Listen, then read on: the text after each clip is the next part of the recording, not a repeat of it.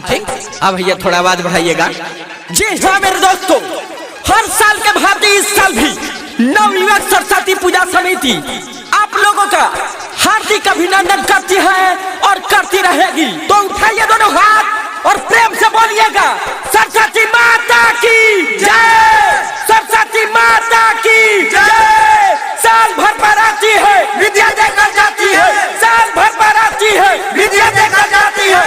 सरस्वती माता विद्या के दाता, सरस्वती माता विद्या के दाता, सरस्वती माता विद्या के दाता।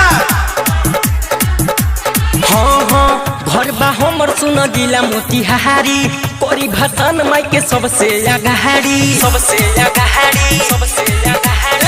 भरबा हमर सुनो जिला मोतिहारी, कोरी भसान माई के सबसे अगाड़ी। त जदी करी रुकावट लफुआ सन के टोली, त सुना हम लाइसेंस ये लफुआ है। मार दे गोली भसान में दे बोली, मार दे गोली भसान में जे बोली, मार दे गोली भसान में दे बोली, मार दे गोली भसान में जे बोली। है समझला, आवाज कम कर।